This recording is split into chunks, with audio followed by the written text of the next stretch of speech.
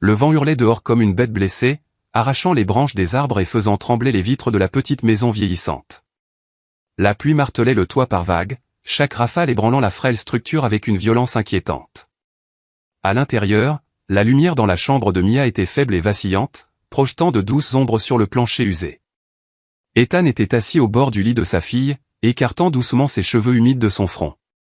Sa respiration s'était enfin apaisée, son petit corps recroquevillé sous les couvertures, ignorant totalement la tempête qui faisait rage dehors. Son téléphone vibra bruyamment sur la table de nuit. Il hésita avant de répondre. Numéro inconnu. Allô, dit-il d'une voix basse et fatiguée. Je suis désolé, il est tard, je sais, mais j'ai besoin d'aide. Mon toit fuit terriblement, l'eau coule dans ma chambre. Je crois qu'il va s'effondrer. Ethan cligna des yeux, se leva lentement, une main posée sur le cadre de la fenêtre tandis qu'un éclair illuminait brièvement le ciel. Où êtes-vous ? Demanda-t-il. Je vais vous donner l'adresse. Il fronça les sourcils. C'était loin, presque dans les contreforts, là où presque personne n'habitait.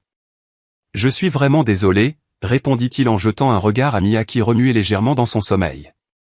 J'ai une fille ici. Elle n'a que 6 ans, je ne peux pas la laisser seule. Et puis il pleut des cordes. Je ne prends pas de dépannage d'urgence à cette heure-ci. Un silence. Puis sa voix, plus douce, presque un murmure. S'il vous plaît, j'ai peur. Je suis seul et le toit grince comme s'il allait s'écrouler d'une seconde à l'autre. Je ne sais plus quoi faire. Il entendit la panique dans sa voix, la détresse contenue, et derrière, le bruit incontestable de l'eau qui gouttait rapidement et du vent qui s'engouffrait par une fissure. Je suis désolé, répéta-t-il. J'espère que vous trouverez quelqu'un près de chez vous. Et il raccrocha. Il resta un moment immobile, fixant le téléphone muet dans sa main. La culpabilité s'installa presque instantanément. Il se dit qu'il avait pris la bonne décision. Il devait rester pour Mia. Il était père d'abord, et rouler là-bas était dangereux. Il ne connaissait même pas cette femme. Elle exagérait peut-être, ou pire, c'était une arnaque. Mais sa voix résonnait dans sa tête.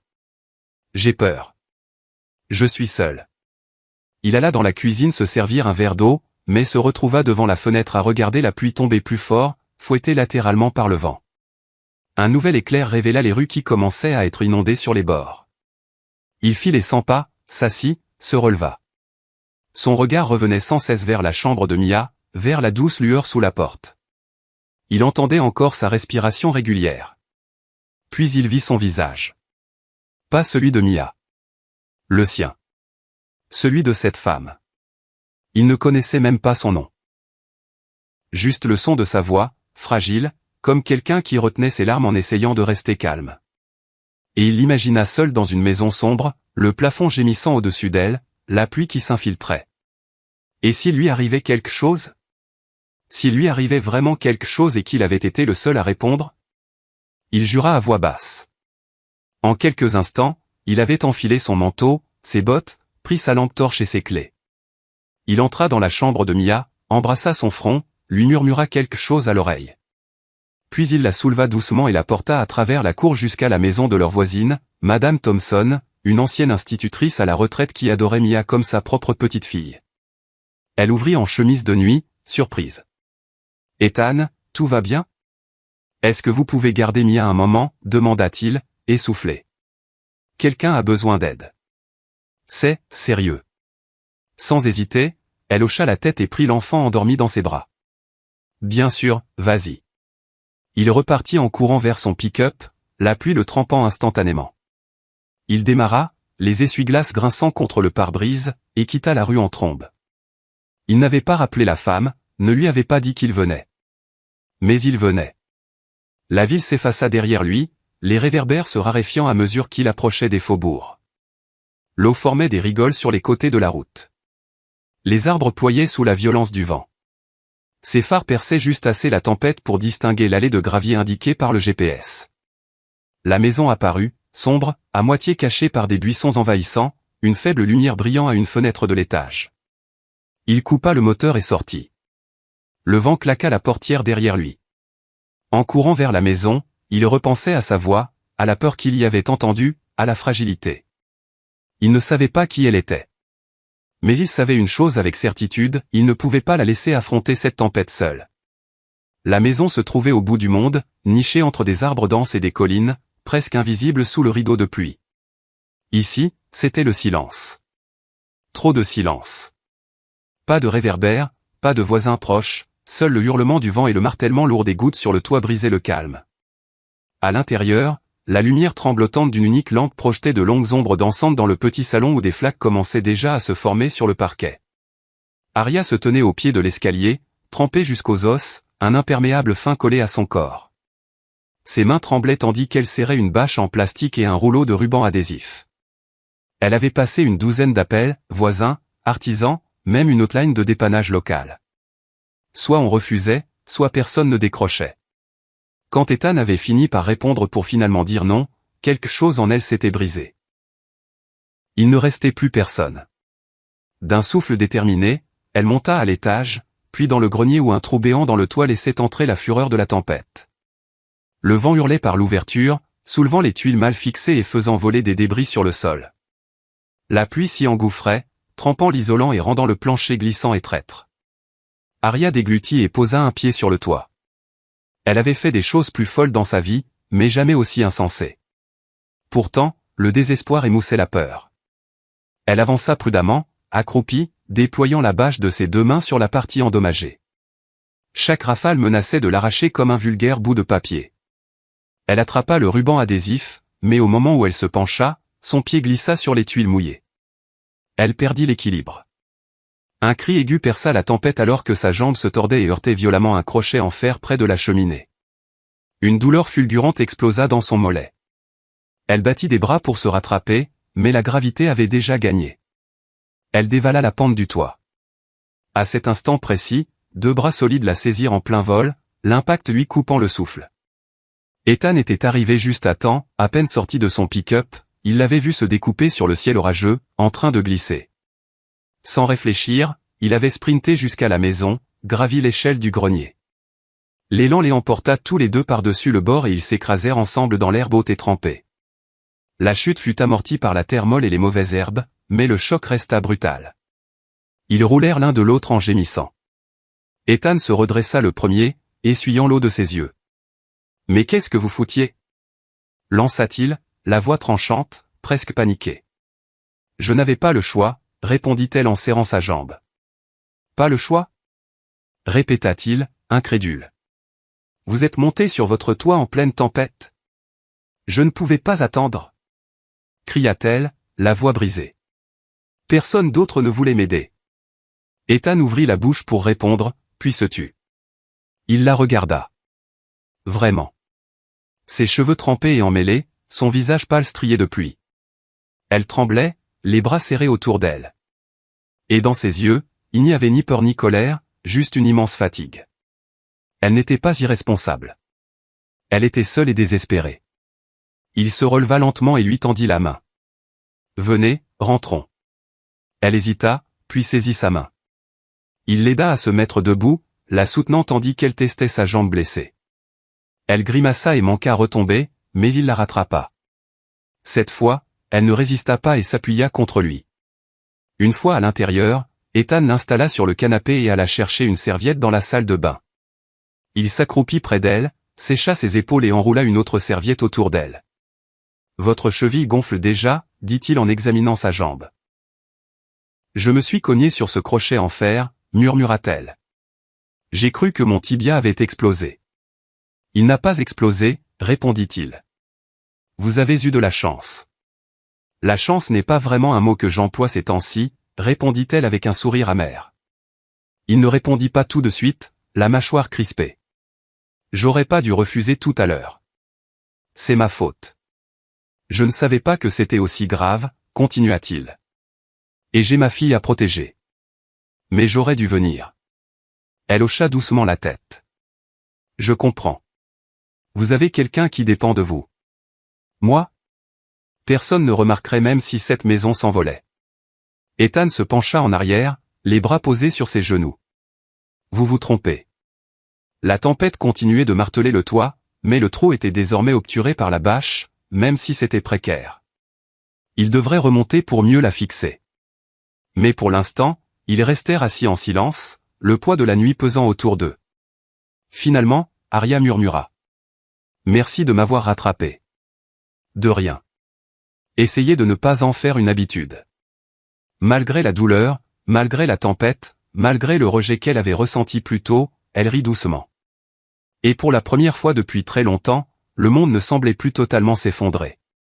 Dans le petit salon faiblement éclairé, la tempête continuait de frapper les fenêtres. Mais à l'intérieur, quelque chose de plus doux commençait à s'installer. Ethan s'accroupit près de la vieille cheminée en briques, bataillant avec du petit bois humide et des allumettes.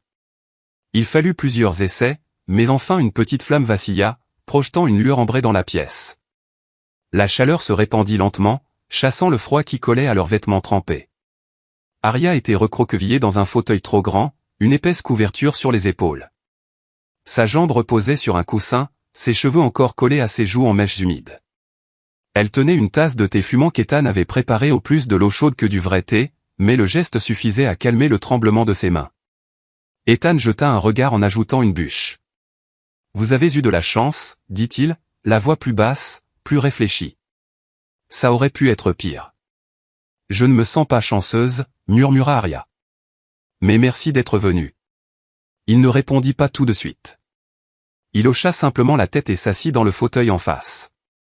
Sa posture était tendue, comme celle de quelqu'un qui n'a pas l'habitude de rester immobile trop longtemps. Le silence s'étira entre eux. Pas gênant, juste chargé de non-dits. « Votre fille ?» demanda doucement Arya. « Mia, c'est ça ?»« Ouais. 6 ans. Une gamine brillante, plus intelligente que moi, sûrement. Elle a de la chance de vous avoir. » Il esquissa un demi-sourire, du genre qui n'atteint jamais vraiment les yeux. « J'essaie. » Sa mère, elle est morte en lui donnant la vie. Le visage d'Arya changea aussitôt, empreint d'une compassion silencieuse. « Je suis désolé. » Des complications soudaines pendant l'accouchement. Elle allait bien jusqu'à cette nuit-là. Il s'arrêta, la gorge serrée. On vivait en ville à l'époque. J'avais un bon poste, ingénieur civil, gros chantier, immeuble de luxe. Mais après, je n'ai plus tenu. Pas avec un nouveau-né. Alors j'ai tout plaqué. Je suis revenu ici. J'ai pris tous les boulots possibles. Plomberie, toiture, mécanique, tout ce qui me permettait de rester près de la maison. Arya l'observait, serrant sa tasse plus fort. C'est beaucoup. Je n'avais pas le choix, répondit-il. Je ne voulais pas qu'une nounou l'élève. Je voulais qu'elle connaisse mon visage en ouvrant les yeux. Il détourna le regard, la mâchoire crispée, fixant le feu. Avant, j'avais des rêves. Maintenant, j'ai juste un espoir chaque soir, qu'elle dorme jusqu'au matin. Qu'elle soit en sécurité. Que j'ai fait au moins une chose bien pour elle dans la journée. Pendant un long moment, Arya ne dit rien. Elle le regardait simplement, cet homme solide qui l'avait sauvé du toit, usé mais droit. Quelque chose dans sa façon de parler, directe, brute, sans phare, la touchait plus qu'elle ne l'aurait cru.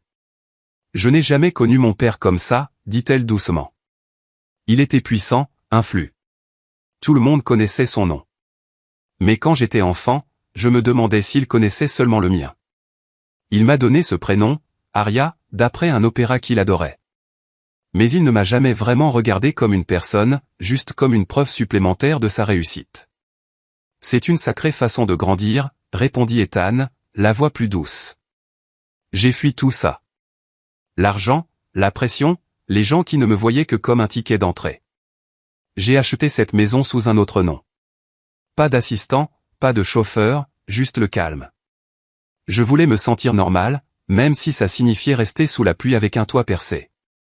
Ethan se pencha en avant, coude sur les genoux. Vous ne ressemblez pas à la plupart des riches que j'ai croisés. Je ne veux pas leur ressembler, répondit-elle. Et vous êtes la première personne ce soir qui m'a regardé sans me demander ce que je fais, qui je suis ou combien je gagne. Il rit sèchement. Vous ne m'en avez pas vraiment laissé le temps. Arya sourit, un peu gênée. C'est vrai. Il la regarda un instant de plus. Arya Lann, répéta-t-il. Eh bien, on n'est peut-être pas tout à fait là où on pensait être dans la vie. Non, répondit-elle plus doucement. Mais peut-être que ce n'est pas si grave. Le vent dehors commença à faiblir légèrement, le martèlement furieux de la pluie se transformant en un rythme plus régulier. Ethan se leva et s'étira, jetant un œil vers le grenirassement. Il faut que je remonte fixer cette bâche correctement. Ça tiendra la nuit, mais pas plus. Faites attention, murmura Arya en resserrant la couverture autour d'elle. Il hésita avant de quitter la pièce, puis se retourna. Vous n'êtes pas aussi seul que vous le pensez, n'est-ce pas? Ses yeux le suivirent tandis qu'il sortait. Le feu crépitait derrière elle, une petite chaleur stable qui grandissait. Elle s'adossa au fauteuil, la cheville toujours douloureuse, mais le cœur étrangement plus léger. Pour la première fois depuis longtemps, quelqu'un était venu. Pas à cause de son nom, mais malgré lui. Dehors, la tempête poursuivait son lent reflux. À l'intérieur, dans la lueur du feu, Arya resta assise en silence, ne tremblant plus. Elle regardait les flammes, et quelque part au fond d'elle, une pensée tranquille prit racine. Peut-être, juste peut-être, qu'on l'avait enfin vu. La pluie s'était arrêtée depuis 2 jours, mais l'air sentait encore la terre humide et les aiguilles de pin. La maison d'Arya, bien que marquée par les ans, semblait déjà plus vivante qu'elle ne l'avait été depuis longtemps. Une nouvelle chaleur y régnait, due en partie au toit réparé et au bois empilé qu'Ethan avait aidé à ranger, mais surtout aux personnes qui franchissaient désormais sa porte. En fin de matinée, Ethan arriva dans son pick-up, Mia assise à côté de lui, le visage collé à la vitre. Arya avait appelé la veille pour demander s'il pouvait jeter un œil au système de chauffage défaillant et à la rambarde branlante du Porsche. Elle avait tenté de parler d'un ton détaché, mais une note d'espoir avait percé qu'Ethan n'avait pas manqué. Lorsqu'il sortit du véhicule, Mia bondit presque avant lui. « Salut, mademoiselle Arya !» cria-t-elle en courant vers les marches où Arya l'attendait déjà avec un sourire doux et une assiette de muffins à la banane encore chaud. « Bonjour, petit rayon de soleil », répondit Arya en s'agenouillant pour lui tendre un muffin. Tout juste sorti du four. « Vous êtes comme une marraine fée, une fée qui fait des gâteaux. » Ethan referma la portière en riant. Elle n'arrête pas de parler de ses muffins depuis la dernière fois. « Alors il faudra toujours qu'il y en ait une fournée prête quand vous viendrez, répondit Arya en riant légèrement. La matinée passa vite. Ethan répara le chauffage pendant que Mia aidait Arya en cuisine. Le rire d'Arya résonna plusieurs fois dans la maison, et à chaque fois Ethan s'arrêta un instant dans son travail pour écouter. Plus tard, il les trouva au piano. Arya jouait doucement, ses doigts glissant sur les touches comme de l'eau. Mia était collée à elle, fascinée. La mélodie était inconnue, mais d'une beauté indéniable. « C'est quoi cette chanson ?» demanda Ethan en entrant. « Un morceau que ma mère jouait », répondit Arya. « Je ne l'avais pas joué depuis des années, mais j'ai pensé que Mia aimerait. »« Je l'adore », s'exclama Mia. « C'est une dame piano magique. »« Elle est magique, oui. » confirma Ethan en s'appuyant au chambranle, une rare douceur dans les yeux. Il n'avait pas vu Mia aussi détendue depuis des mois, peut-être plus. Le soir venu, alors que le soleil déclinait, Arya les invita à rester dîner. Ce fut un repas simple, poulet rôti, purée, haricots verts. Mais partager cette table le rendait plus grand, comme une famille. Mia, assise entre eux, parlait joyeusement de l'école, de ses livres préférés et d'un rêve où elle et Arya volaient sur un muffin géant à travers les nuages. Arya rit aux larmes. Ethan se surprit à sourire plus qu'il ne l'avait fait depuis des semaines. « Vous êtes doué avec elle ?» dit-il doucement pendant qu'il faisait la vaisselle côte à côte. « C'est elle qui rend ça facile. Elle a une âme magnifique. » Ethan hocha la tête. « Elle tient ça de sa mère. » Arya hésita, puis demanda. « Si un jour vous la perdiez aussi, est-ce que vous seriez encore vous ?» Il se tourna brusquement, l'assiette savonneuse glissant dans sa main. « Quoi ? Je veux juste dire, parfois on attache tellement notre identité aux gens qu'on aime. Je me demande qui on serait sans eux. » « C'est une sacrée question, » répondit-il, le visage assombri. « Tu crois que je me suis juste remis du deuil avec un pansement et que j'ai continué ? Non. Je suis devenu quelqu'un d'autre parce qu'il le fallait. Et Mia, c'est la seule raison pour laquelle je tiens encore debout. » Le visage d'Arya s'effondra. « Ethan, je suis désolé. Je ne voulais pas. Ne fais pas comme si elle était un fardeau ou une béquille. Elle ne l'est pas. Elle est tout. » Il se tourna vers le salon. « Mia, prends ton manteau. »« Mais on n'a pas fini de jouer. » protesta la petite, perplexe. « On rentre » lança Ethan en enfilant déjà sa veste. Arya resta figée, la culpabilité lui noue en la gorge. Ethan, attends, s'il te plaît. Mais il ne répondit pas. Il ouvrit la porte, laissant entrer l'air frais du soir, et guida doucement Mia dehors.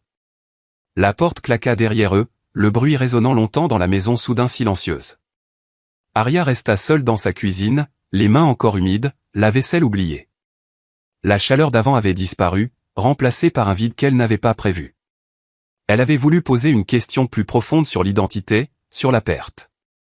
Au lieu de ça, elle avait touché une plaie encore trop vive. Dehors, le vent recommençait à se lever, faisant frémir les feuilles sur le porche. À l'intérieur, Arya s'assit dans le silence, fixant la pièce de puzzle que Mia avait laissée sur la table, toute seule. L'air était plus froid qu'il ne l'avait été depuis des jours. Des nuages bas et gris pesaient sur la ville, reflétant le poids qui écrasait la poitrine d'Ethan. Il n'avait pas prévu de revenir. Après le dîner tendu et les mots durs échangés, il s'était dit que c'était fini. Mais en faisant les 100 pas dans son atelier, il se souvint de sa caisse à outils, toujours dans l'arrière-cuisine d'Arya. Il se gara dans son allée, incertain, frapper ou simplement récupérer ses affaires et repartir. La maison semblait sans vie. Il monta sur le porche et tenta la porte. Elle n'était pas fermée à clé. À l'intérieur, il faisait chaud, mais vide. Le feu était éteint. Il avança vers l'arrière en cherchant ses outils du regard, mais son attention fut attirée par quelque chose dans la salle à manger, un dossier ouvert sur la table. Par curiosité, il s'approcha. Une photo était posée dessus, Arya dans une salle de conseil, entourée d'hommes en costume. Son nom était imprimé dessous, Arya Lan, PDG de Lan Capital Holdings. À côté, des cartes de propriété, des actes notariés, des plans de développement immobilier. Ethan reconnut l'un des noms. Sa société venait d'acheter les terrains à l'ouest de la ville. Les pièces du puzzle s'assemblèrent rapidement, brutalement. Elle n'était pas juste une femme en quête de calme. Elle était la Arya Lan. Le bruit de pas le fit sursauter. Arya s'arrêta net dans l'encadrement de la porte en le voyant. « J'étais venu chercher mes outils, dit-il, la voix glaciale. J'allais te le dire. Quand? Après que j'ai réparé ton toit. Après que ma fille t'ait fait confiance? Ethan, ce n'est pas ce que tu crois. Alors c'est quoi? Un test? Venir jouer à la pauvre pour voir comment réagit la classe ouvrière. Je suis juste un père célibataire, facile à manipuler, c'est ça? Non, répondit-elle rapidement, les yeux pleins de larmes.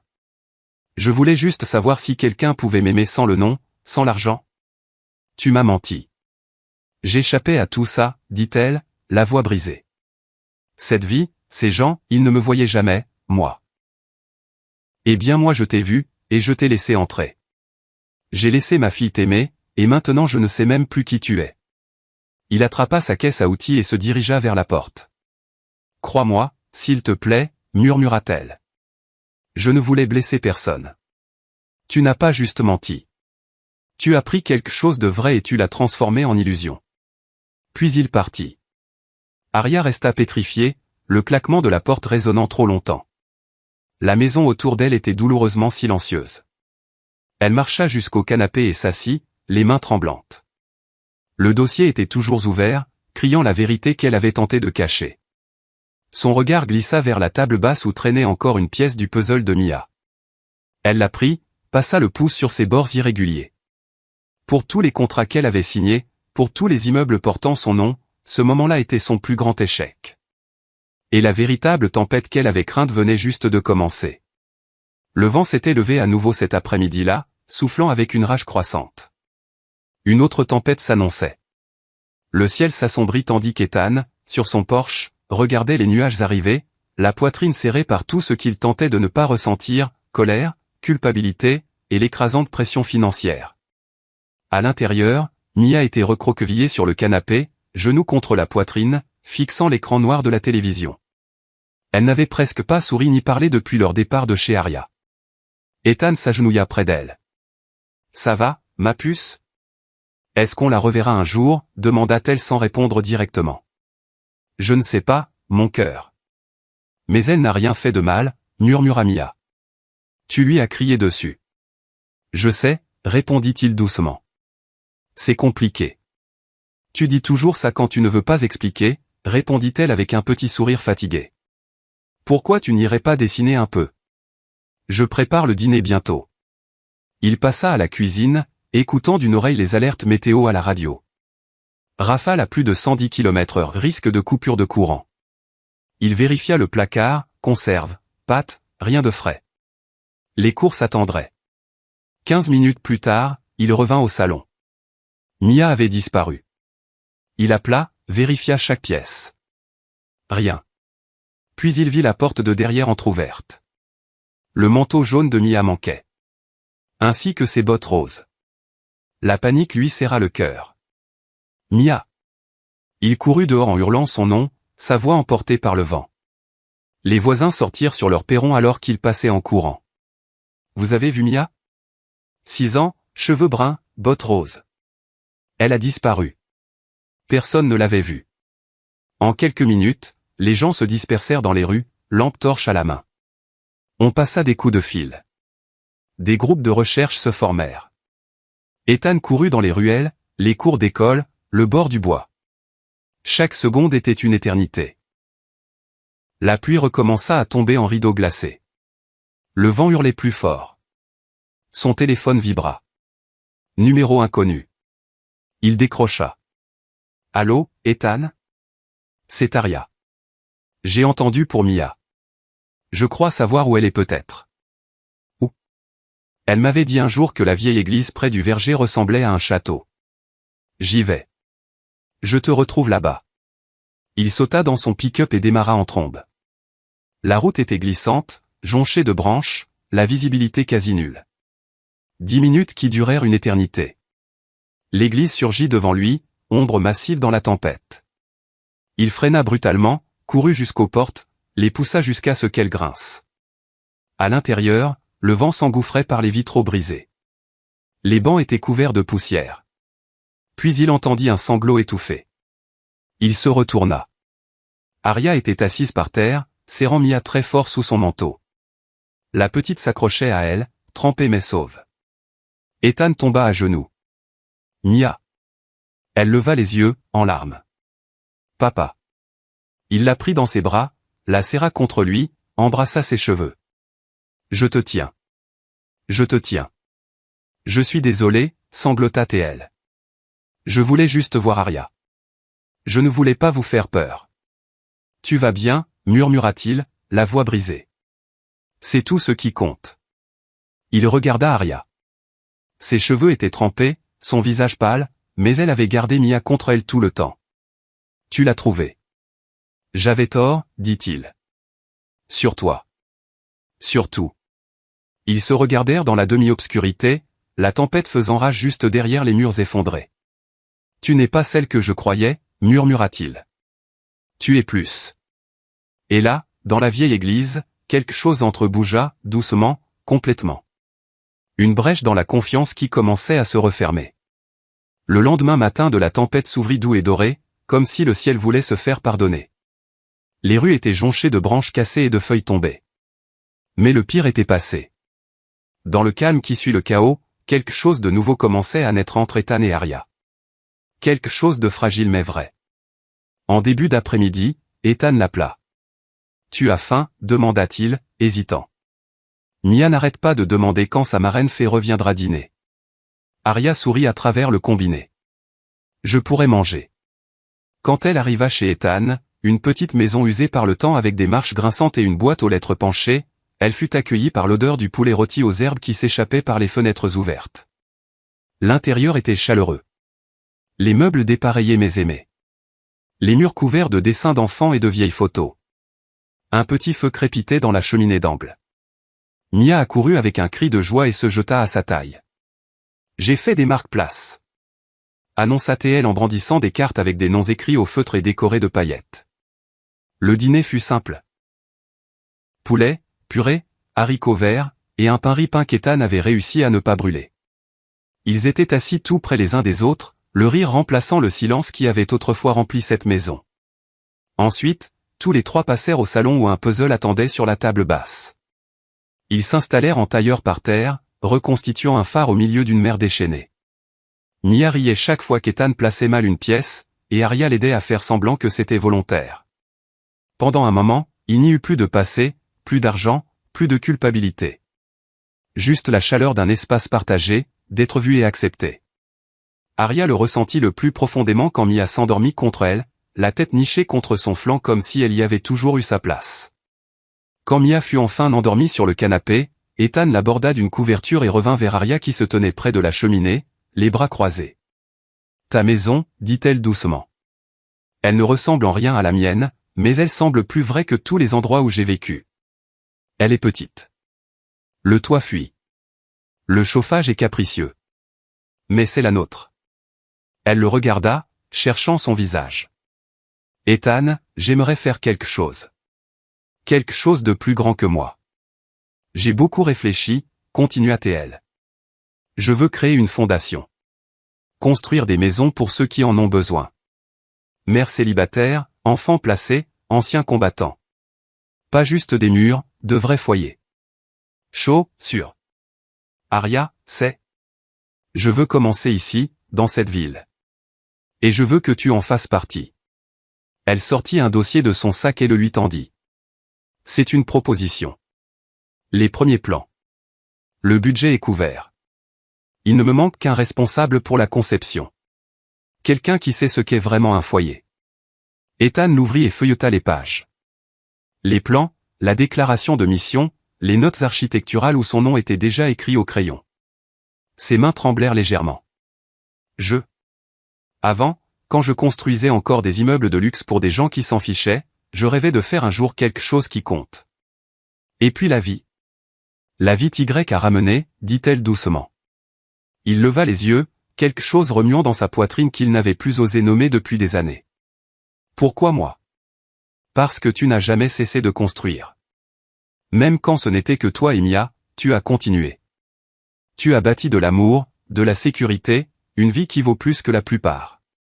Sa voix était rauque. Tu me donnes une seconde chance. Je nous en donne une à tous les deux. Il referma le dossier et le serra contre sa poitrine. D'accord. Construisons quelque chose de vrai. Ils restèrent un moment silencieux, le poids du moment pesant entre eux. Puis Arya s'avança lentement, délibérément.